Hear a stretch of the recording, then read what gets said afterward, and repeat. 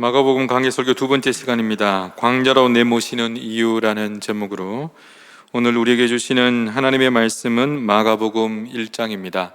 마가복음 1장 9절부터 15절까지의 말씀, 신약 52면에 있습니다. 9절부터 15절까지 말씀이고요. 마지막 절 다 함께 읽도록 하겠습니다.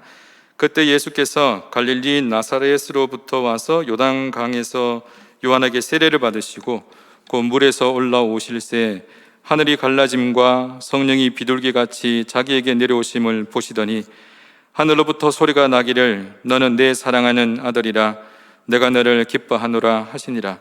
성령이 곧 예수를 광야로 몰아내신지라.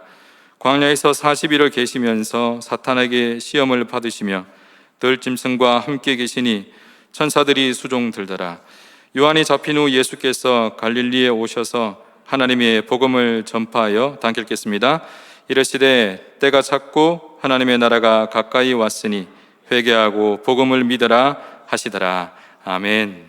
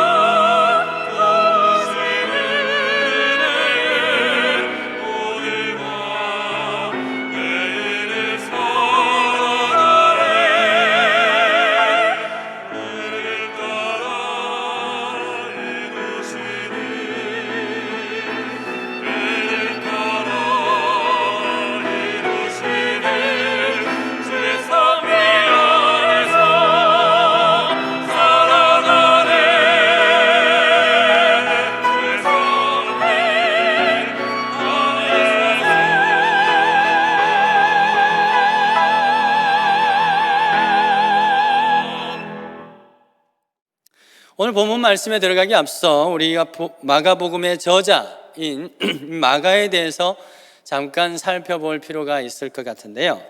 마가라고 하는 그 이름은 우리가 교회에서 또 우리가 어떤 행사를 할 때나 또 야유회를 갈 때 그럴 때 넌센스 퀴즈에 자주 등장하는 인물이죠. 그 이름입니다. 퀴즈 한번 내보겠습니다. 성경의 인물 중에서 가장 탁월한 골키퍼는 누구일까요? 마가가 되겠죠. 뭐든지 다 막아버리니까 마가입니다. 예, 이 마가복음에 다른 이름이 있는데 그건 요한이라고 되어 있습니다. 사도행전 12장과 15장에 보면 마가라고 하는 요한이라고 이렇게 이름을 적고 있습니다. 아마 마가라고 하는 이름도 굉장히 많았고요, 요한이라고 하는 이름도 굉장히 많았기 때문에 누군지를 제대로 식별하기 위해서는 마가라고 하는 요한이라고 이렇게 딱 이렇게 명시를 한 것입니다. 또 같은 이름이 되게 많았습니다. 그래서 누구의 아들 또 요한, 누구의 또 어머니가 누구인 그런 식으로 옛날에는 이름이 많이 이렇게 기록이 되었습니다. 자, 이 마가 하면 떠오르는 장소가 있죠. 어디입니까? 마가 다락방이 있습니다. 이 120명이 들어갈 수 있는 2층 방을 소유했다. 이건 부잣집인가요? 가난한 집인가요? 굉장히 부잣집입니다. 실제로 마가 다락방이 있는 그 위치가 고고학적으로 예루살렘 성 안에 아주 부유한 계층들이 사는 곳이 또한 이 마가 다락방이 있는 곳입니다. 그러니까 이 마가라고 하는 사람은 바로 그 집의 아들인 거죠. 소위 요즘 말하면 뭐예요? 금수저 볼 수 있어요. 금수저인데요. 이 마가는 예수님의 12제자에 속하나요? 그렇지 않습니다. 12제자에 속하지도 않습니다. 그런데도 불구하고 이 복음서를 기록했다고 하는 것은 상당히 의미가 있고 특별한 인물이다라고 볼 수 있습니다. 자, 그런데 이 마가가 그럼 처음부터 특별했나요? 그렇지 않습니다. 이 마가는 처음에는 다 평범한, 말하자면 이 금수저 집안에서 태어나서 좀 이렇게 나약하게 자란 청년이 마가였습니다. 그러다가 어느 날 자기 집에서 성령 집회가 있은 거예요. 거기 참석할 수밖에 없겠죠. 거기 참여하면서 성령을 받은 겁니다. 그러니까 아주 이렇게 강한 그 필을 받은 거예요. 말하자면 성령의 좋은 필을 받은 거죠. 그래가지고 그러던 차에 또 삼촌이 있는데, 삼촌이 누구냐? 바나바예요. 바나바가 야, 바울하고 같이 선교 여행 떠나는데 같이 안 갈래? 그러니까 안 그래도 막 휠이 왔었는데 가겠습니다 하고 딱 나섰어요. 그런데 문제는 이 선교라고 하는 것은요, 이 충동으로 가는 게 아닙니다. 한순간에 느낌으로 가는 게 아니에요. 하나님의 분명한 소명을 가지고 가야 되는데 이 마가는 그냥 되겠지 하고 갖는 겁니다. 그런데 그게 결국 실패하게 되죠. 중도에 밤빌리아에서 포기를 하게 됩니다. 바로 그런 과정에서 바울이 굉장히 짜증을 냅니다. 괜히 같이 와가지고 말이죠. 바울은 아마 처음부터 이게 아닌데 라고 했을 텐데 아무튼 중간에 이렇게 일정의 차질이 생기게 된 겁니다. 그래서 마가는 혼자서 그냥 예루살렘에 돌아갔어요. 2차 선교 여행을 떠날 때 바나바가 이번에 마가 지난번에 실패했지만 한 번 더 데려가자 라고 했는데 그 문제로 굉장히 싸웠습니다. 심하게 다투었다. 사도행전 15장 39절에 그렇게 돼 있지 않습니까? 바나바와 바울이 심하게 다투었다. 그 표현에는 뭐가 있냐면 그 언어적 표현 속에는요, 멱살 잡고 싸운 거예요. 누구하고? 이 자기의 멘토가 되는 바나바하고 바울이 그렇게 싸운 겁니다. 이 바울 입장에서 굉장히 미안하죠.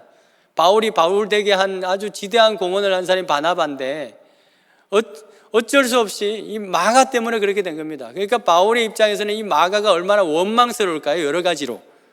자, 그랬던 그 마가가 이후에 보면 굉장히 변화된 청년으로 등장하기 시작하는데요.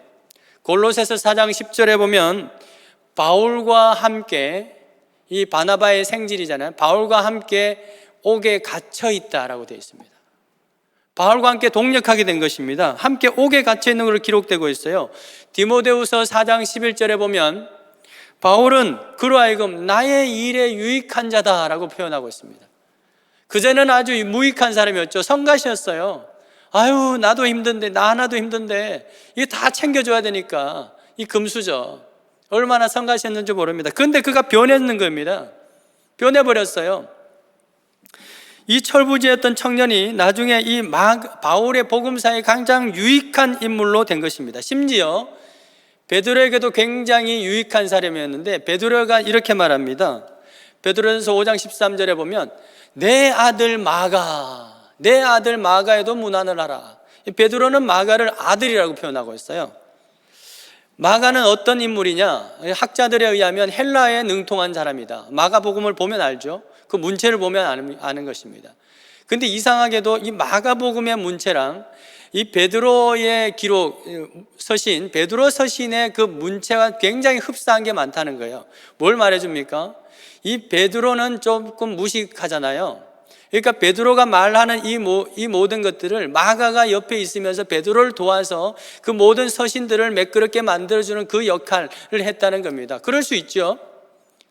모세도 누가 옆에서 기록합니까? 모세오경을 여호수아가 기록한 것이 또한 모세오경의 신명기에 보면 그렇게 기록되어 있지 않습니까? 마찬가지로 이 마가는 이 베드로에게 굉장히 중요한 비서와 같은 그리고 또 통역을 하는 그런 역할을 했던 것입니다. 베드로가 누구예요? 예수님의 수제자죠. 그 수제자의 수제자, 그죠? 수제자의 수제자니까 옆에서 베드로만큼 예수님을 정말 이 가까이에서 그리고 깊이 아는 사람도 있을까요? 없죠. 바로 그 사람에게 예수님에 대해서 낱낱이 들었습니다. 또 어린 시절에는 예수님을 직접 목격도 했을 거예요. 그 나이상 그래요. 목격도 했을 것입니다. 그리고 게다가 삼촌이 누굽니까? 바나바. 이 삼촌의 그 친절한 어떤 양육을 받아왔죠. 그렇기 때문에 그 과거의 한 번의 실패는 오히려 그것을 더 성장시키는 계기가 될 수 있었던 것입니다. 여러 가지 정황을 봤을 때 이 마가가 예수 그리스도의 이 복음을 기록했다라고 하는 것은 매우 자연스럽습니다. 학자들에 의하면 이 마가복음이 이 사복음서 중에서 가장 먼저 기록된 복음이다라고 하는 것이 정설입니다. 비록 우리 성경에는 마태복음이 앞에 있지만 시기적으로 봤을 때는 마가복음이 먼저 기록되어 있습니다. 그렇기 때문에 이 어떤 학자들은 이 마가복음의 1장 1절, 지난주에 살펴보셨는데요, 이 1장 1절은 창세기의 1장 1절보다 더 위대한 구절이다 라고까지 말합니다.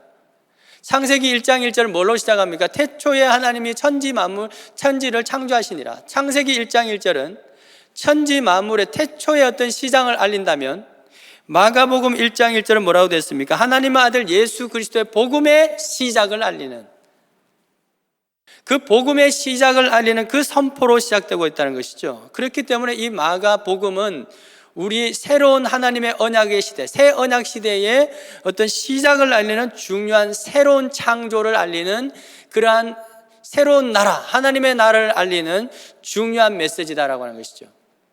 결국 구약은 이 신약을 위해서 존재하지 않습니까?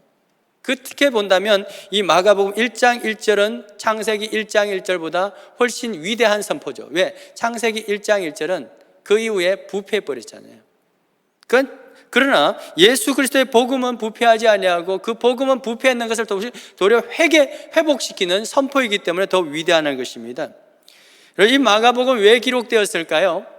그 기록은 예수 그리스도를 믿고 정말 이 믿음을 가지고 있었던 그 로마에 있는 수많은 그리스도인들이 있었습니다. 그런데 그 그리스도인들이 압제를 당하고 핍박을 당하게 된 거예요. 바로 그런 상황에서 믿음이 흔들릴 때 이 마가가 바로 예수 그리스도의 복음에 대해서 기록해서 그들에게 보냅니다.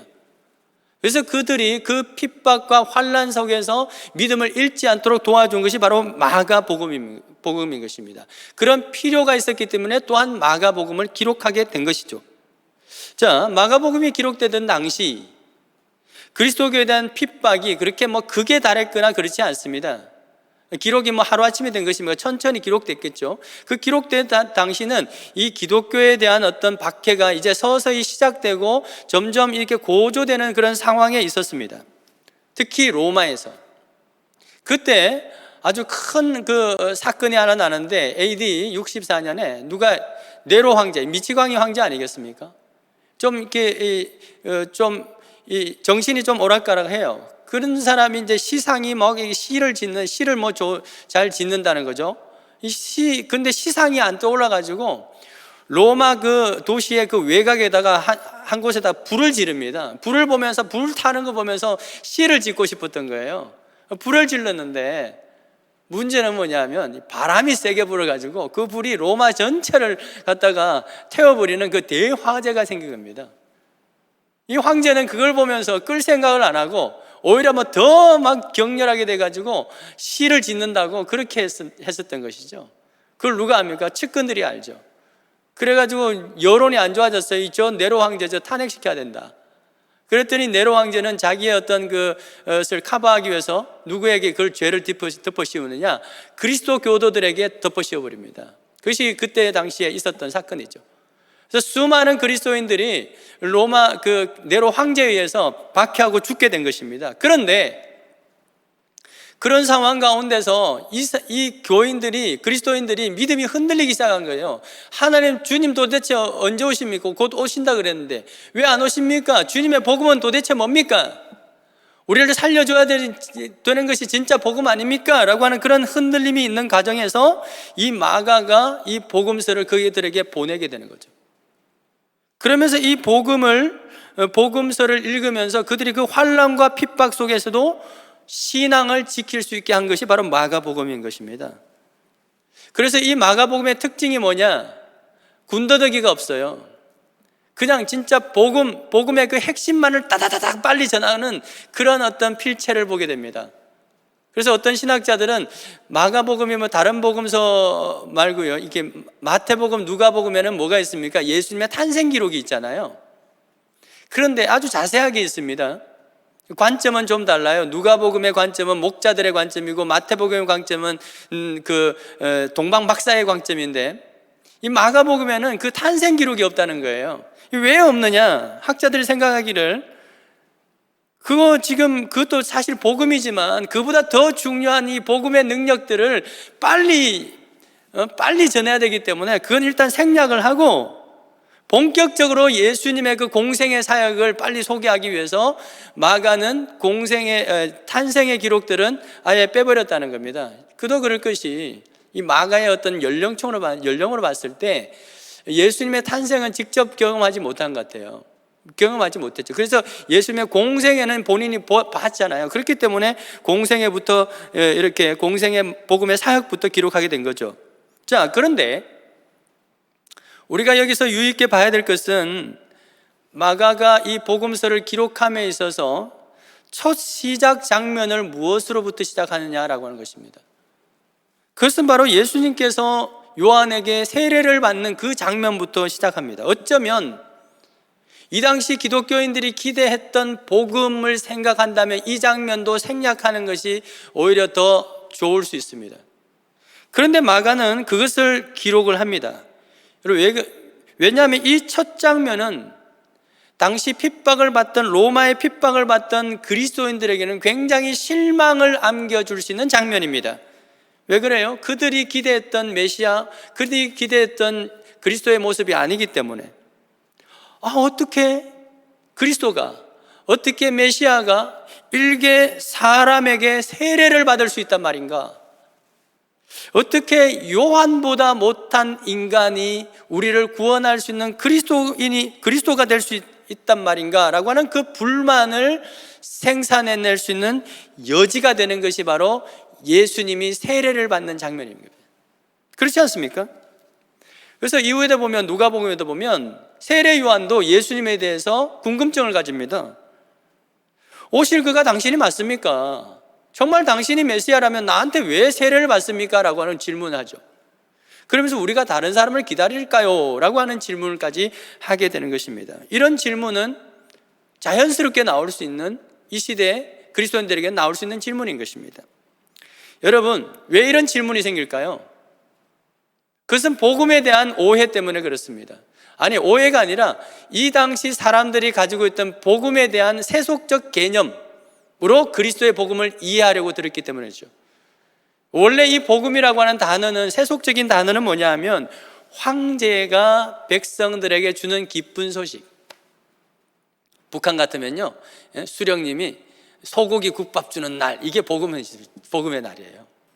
그런데 마가는 그것을 완전히 뒤집는 복음을 지금 우리에게 전하고 있는 것입니다. 그리스도의 복음은 그런 것이 아니라는 거죠. 뭡니까? 인자가 온 것은 섬김을 받으려 하는 것이 아니라 도리어 사람들을 섬기려 하고 자기 목숨을 많은 사람들에게 대속물로 주려고 하는 것, 바로 그래서 예수님이 오셨다는 거예요. 바로 그것이 복음이라는 것입니다.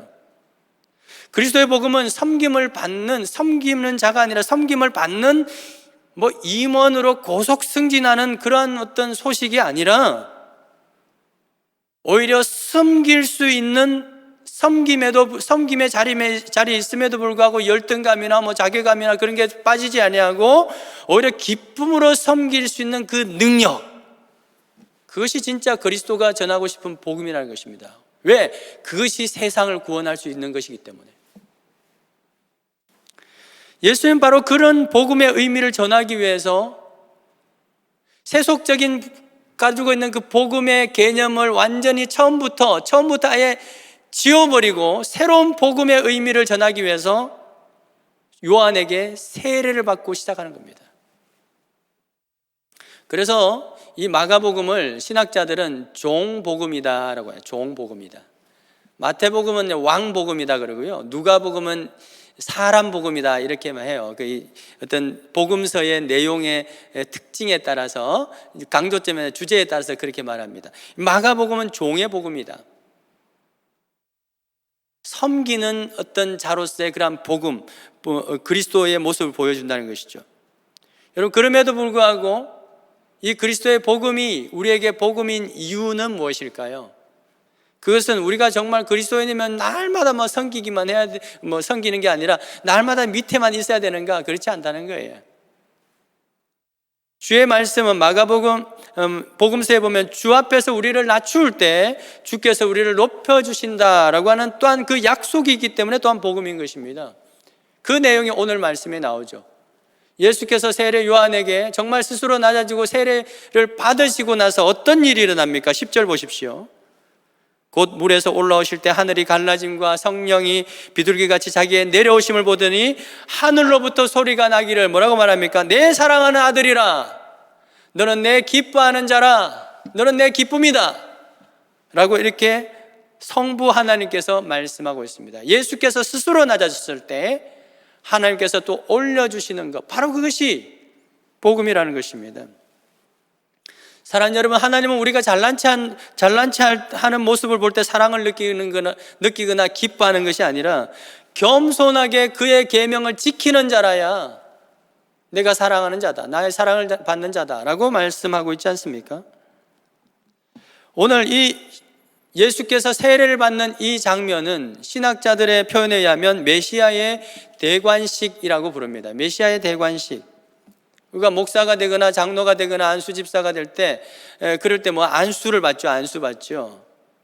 그리고 그런 것과 마찬가지라는 겁니다. 지금 로마의 상황으로 본다면 황제로 등위하는 그러한 어떤 식, 바로 그 식이 지금 세례를 받는 장면, 세례 받고 난 이후에 성부, 성자, 성령이 동시에 나타나시는 그 장면을 바로 메시아 대관식이라는 거죠.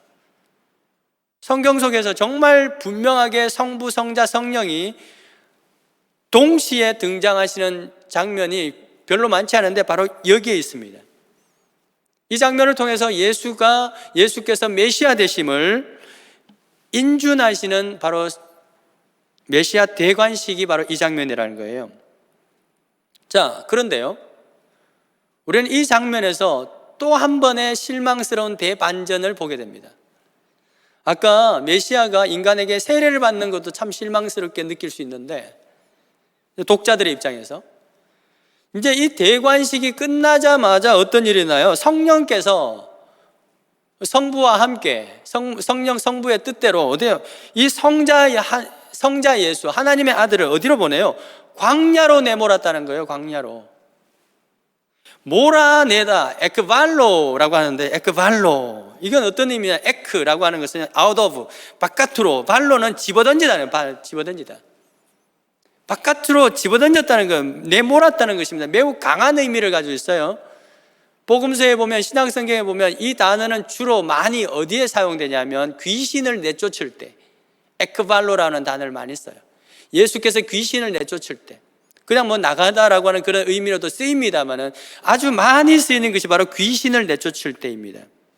나가기 싫어하는 것을 막 내쫓을 때, 귀신이 원래 나가기 싫어하잖아요. 그것을 내쫓을 때 에크발로, 내 몰아내다라고 하는 것이에요. 그런데 이 마가복음의 저자인 이 마가가 이렇게 말하자면 부정적인 단어를 아주 신성한 하나님 아들에게 사용하고 있는 겁니다. 왜 그랬을까요? 실제로 예수님께서 광야로 나가기 싫어해가지고 그분을 갖다가 성령님이 막 나가 해서 보냈다라고 하는 것을 표현하기 위해서 에크발로를 썼을까요? 그렇지 않습니다. 오히려 이 복음서를 읽는 복음서를 읽는 이 독자, 저와 여러분들에게 우리 마음 속에 있는 이 세속적인 복음에 대한 생각들, 이걸 지금 놓치고 싶지 않은 거예요.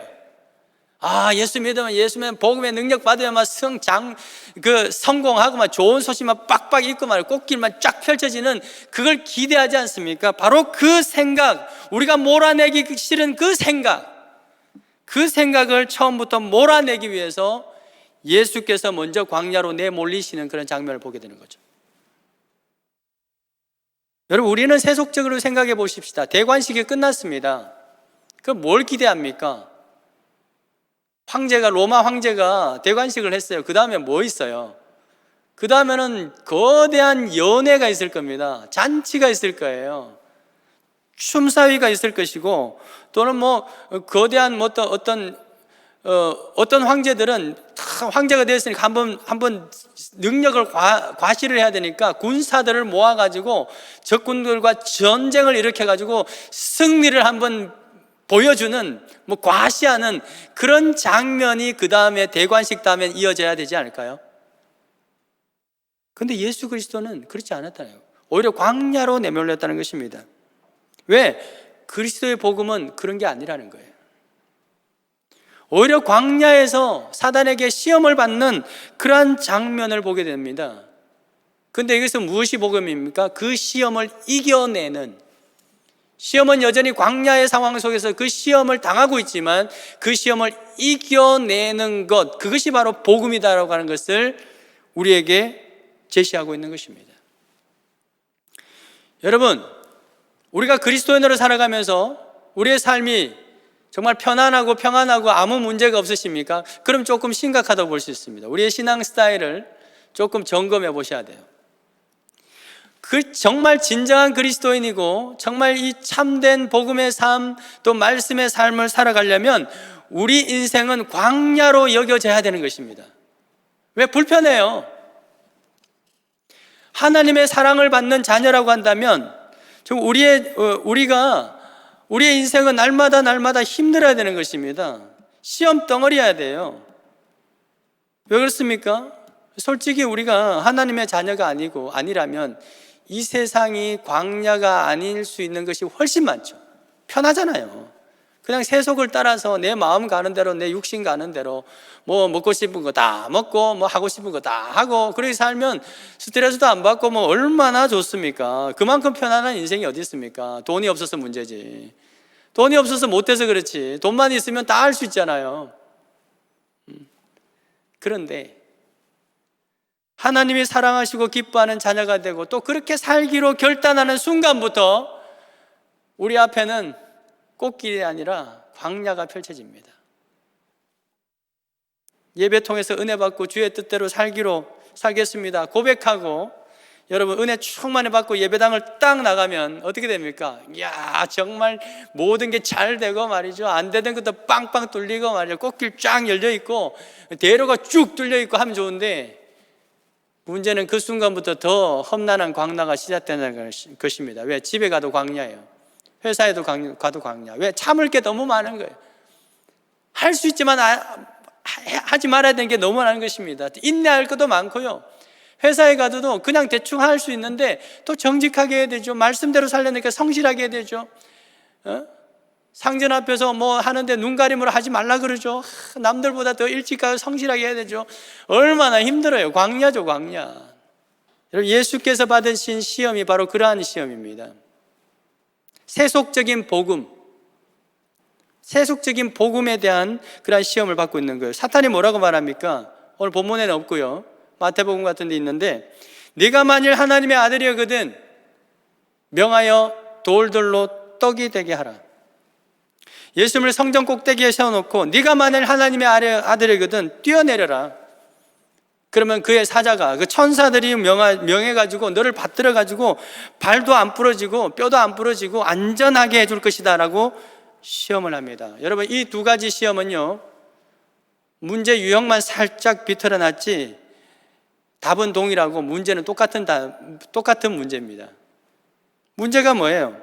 이 시험은 단지 1번, 2번 시험이 아닙니다. 그냥 뭐 배고픔의 어떤 상황에서 받는 시험이라든지 뭐 우리의 삶에서 예수 믿으면 안전하게 된다라고 그러한 어떤 시험이 아니라, 마귀는 지금 예수님에 대해서 네가 하나님의 아들이냐라고 하는, 아들이라면이라고 하는 그 정체성에 대한 시험을 하고 있습니다. 그래서 마귀가 낸 두 가지 시험 모두 네가 만일 하나님의 아들이라면 이라고 시작하는 거죠. 그러니까 마귀는 이런 겁니다. 예수님 앞에 네가 진짜 하나님의 아들이라면 이 정도는 해야 되지 않아? 라고 하는 시험이죠. 돌로 떡을 만들 수 있어야 되지 않는가? 네가 진짜 하나님의 아들이라면 높은 곳에 떨어져도 네 졸개들 있잖아, 천사들이 와가지고 받쳐줘야 되는, 그 정도는 돼야 하나님의 아들 아니야? 그 정도는 돼야 뭐 이렇게 하나님의 아들로서 그 능력이 아닌가라고 하는 그런 시험을 하고 있는 거죠. 우리가 받는 시험 아닙니까? 예수 믿는다면, 그 정도 신앙이 좋으면 돌에다 투자를 해도 떡덩이로 변하게 되는 그런 어떤 반전이 있어야 되는 거 아니야? 하나님 도대체 나에게 어떤 그런 거 주셔야 이게 내가 믿는, 예수 믿는 맛이 나지 않겠습니까? 넘어져도, 어떤 사람은 뭐 뒤로 넘어져도 코가 부러진다는데 나는 앞으로 넘어져도 멀쩡해지는 그런 정도는 돼야 복음이라고 말할 수 있지 않습니까? 라고 하는 그런 시험을 우린 끊임없이 받죠. 마귀는 지금 하나님의 아들에 대한 그런 모습을 스스로 규정을 해놓고 예수가 거기에 맞춰 오기를 유혹하고 있는 것입니다. 이 시험은 마귀가 태초에 아담에게 했던 시험이죠. 바로 그때 출제했던 기출 문제를 지금 예수님께 다시 내고 있는 것입니다.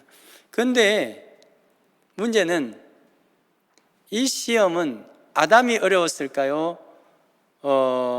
예수님이 어려웠을까요? 예수님께 더 어려운 문제였습니다. 아담은 인간이고 예수님은 실제로 창조주 하나님이시죠. 창조주 하나님이십니다. 무에서 유를 만드신 그 분이 돌로 떡을 만드는 거 일도 아니죠. 하늘과 땅을 창조하시고 이 땅의 자연의 섭리를, 법칙을 거슬러서 하늘로 승천하실 그 예수께서, 또 승천하신 그 예수께서 하늘에서 뛰어내리는 것은 전혀 위험 요소가 되지 않습니다. 그래서 예수님은 마귀가 해보라 했을 때 충분히 해볼까 하면서 충분히 할 수 있죠. 그래서 예수님께는 이 시험이 어려운 시험이었습니다. 왜요? 진짜 하나님의 아들이기 때문에. 할 수 있지만 끝까지 안 해야 되기 때문에 시험인 거예요. 그래서 마귀는요, 이 시험을 한 번으로 끝이지 않고 아마도 이 예수님께서 공생하는 내내 시험하셨던 것은, 하나님의 아들인데 뭐하냐 도대체, 저 다 없애버려, 한 방에 없애질 수 있잖아. 심지어는 십자가 위에서까지 제사장들과 바리새인들을 동원해가지고 마귀가 뭐라고 말합니까? 네가 하나님의 아들이거든, 네 스스로를 구원해봐, 십자가에 내려와가지고 우리 다 한번 없애봐 라고 하는 그러한 시험을 하고 있는 것이죠. 왜 예수님은 이것이 시험이었을까요? 그것은 예수께서 오신 목적이 그게 아니기 때문에, 예수께서 전하실 이 세상을 구원할 복음이 그런 종류가 아니기 때문에, 예수님은 인류 모든 죄를 대속할 희생 제물로 오셨죠.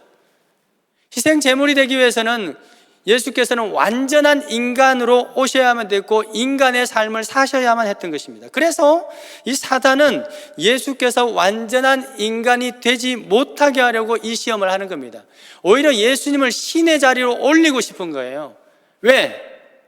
그래야 대속제물로 돌아가실 수가 없고 피 흘릴 수가 없고 그래야 세상을 구원할 수 없기 때문에. 그래서 사단은 하나님의 아들이거든 이란 말로 시험을 계속해서 평생 동안 해온 것입니다. 사랑하는 여러분, 성령께서 우리를 예배 이후에 광야로 내모시는 이유도 바로 여기 있습니다. 우리도 예수께서 당한 동일한 시험을 날마다 받습니다. 야, 내가 진짜 예수님만 아니면 막 그냥 그런 시험을 날마다 받지 않습니까? 내가 예수만 안 믿었으면 너까지 거 뭐. 또는 그런 시험뿐만 아니라 내가 진짜 예수 믿고 돈 많이 벌어가지고 부자 돼가지고 능력자가 돼서 한번 본때를 보여주고 싶은, 평소에 나를 조롱 여기던 사람 주님 앞에 기도해가지고 복 받아가지고 한번 본때를 보여주고 싶은 그러한 마음들이 있지 않습니까? 그것이 또한 복음의 능력이라고 이렇게 생각하지 않습니까? 예수 그리스도는 우리를 펜트하우스로 들어가게 하시려고 십자가에 죽으신 것이 아니죠. 예수 그리스도의 복음은 우리를 높은 자리에 고속 승진시키고 우리 자녀를 성공시키기 위해서 있는 십자가에 죽으신 것이 아닙니다. 왜? 이런 것들로 세상을 구원할 수 있는 것이 아니기 때문에. 대신에 세상을 구원할 수 있는 복음은 뭡니까? 내가 할 수 있지만 하지 않는 겸손과 절제할 수 있는 능력. 그게 진짜 복음의 능력이에요.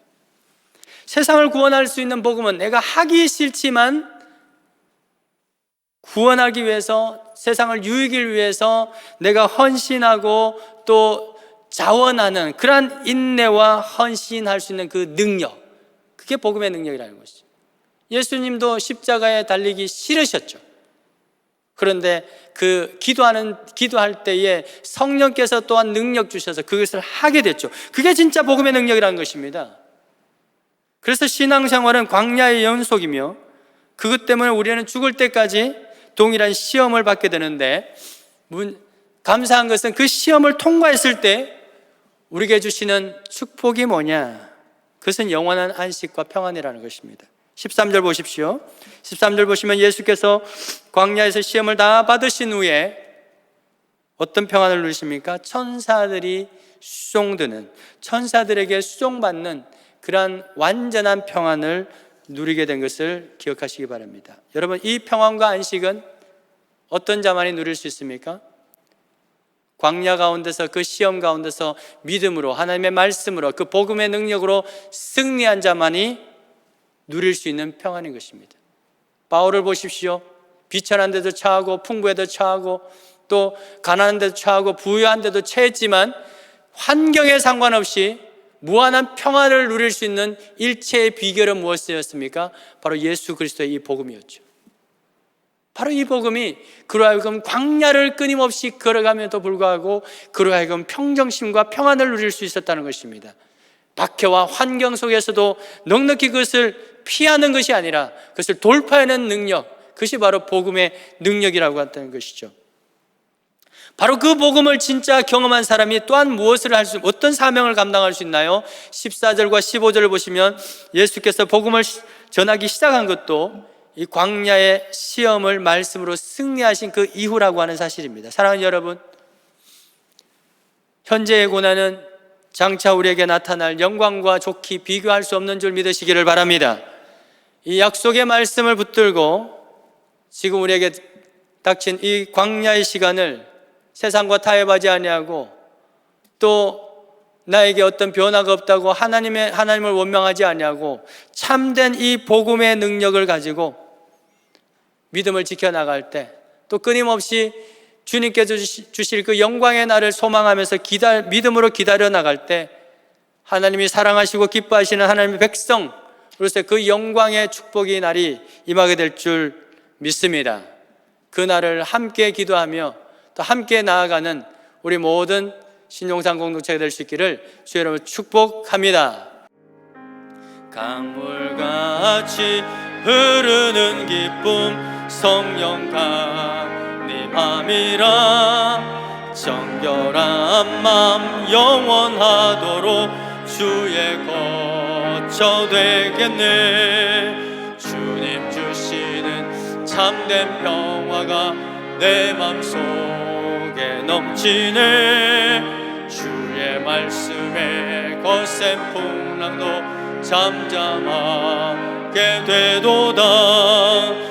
나의 생명 소생케 되면 성령이 임하심이라. 모든 의심 슬픔 사라져 주의 평강 주님 주시는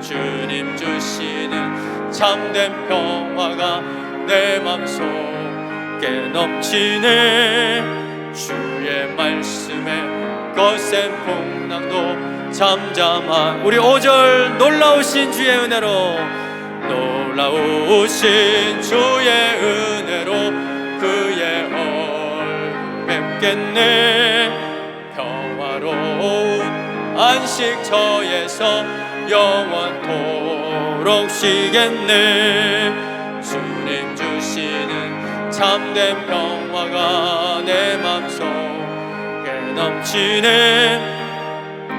말씀에 거센 풍랑도 잠잠하게 되도다. 우리를 구속하시기 위하여 또 우리에게 참 복음, 구원의 복음이 무엇인지 또 가르쳐 주시기 위하여 몸소 낮고 낮은 또 비천한 것으로 또 몸으로 이 땅에 오시고 십자가에 죽기까지 그 섬기신 우리 주 예수 그리스도의 은혜와 하나님 아버지의 그 한없으신 사랑과 지금도 우리 안에 내재하셔서 참된 복음이 무엇인가, 우리의 복음의 또 능력이 무엇인가를 가르쳐 주시며 또 주님과 같이 살아갈 수 있도록 그러한 힘과 능력을 주시는 보혜사 성령님의 그 위로하심과 충만하심과 그 능력이 오늘도 광야의 삶 속에서 수많은 시험들이 있지만 그 복음의 능력으로 승리하기를 또 소망하고 그렇게 살기로 결단하는 우리 모든 믿음의 권속들 머리와 자녀 위에 일터 위에 세계 선교 현장 가운데 영원토록 함께 있을지어다.